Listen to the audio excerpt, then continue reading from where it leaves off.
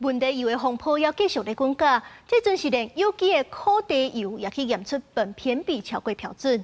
新北的聯經綠色科技公司自主檢驗，發現苯偏比超過標準，將主動通報衛生局，通知下游的廠商都要落價回收產品。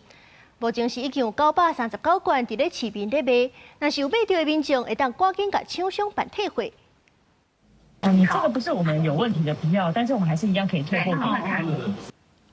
民眾摕烤地油的禮盒來店家辦退貨，都驚食到致癌油。聯經綠色科技公司生產的有機烤地油，因為自主檢驗發現致癌物苯偏比超標，真正是主動通報新北市衛生局，而且通知下游的業者落價回收相關產品。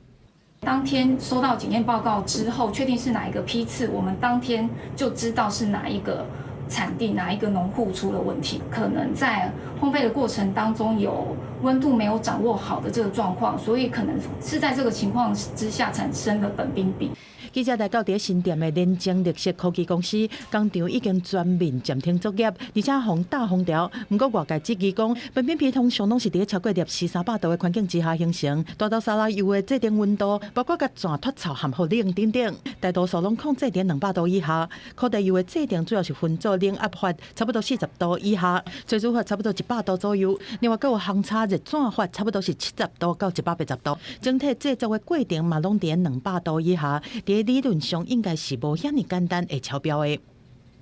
冷壓就是都不加熱，它並沒有冷壓，所以它有可能加點熱，使它的這個油的產能多一點。在這樣的狀況之下，油加熱也是會產生。民眾如果長期碰到一些苯偏比超標的苦茶油，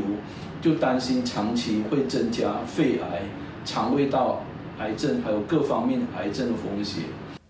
新北市衛生局指出講，聯經公司是攏總生產5024罐烤地油，內面有機烤地油250毫升，是佇米花田生機園咧賣；另外一罐統一生機粗轉烤地油250毫升，是佇統一生機健康有機超市咧賣，攏總939罐。其他的產品是攏無流入市面，已經互衛生局攏總封存。對這統一生機是發表3點聲明：第一是對這個事件回釋咧，對買到有疑慮油品的消費者，無條件會當專業退貨退錢。米花田生機園嘛發表聲明，不管敢唔開放，攏總會當專業退錢。另外，聖德思考聲明是無賣有問題的聯經烤地油。另外，衛生局現場抽驗5件烤地油的產品，刷落來是交予食藥署來幫助檢驗。記者綜合報道。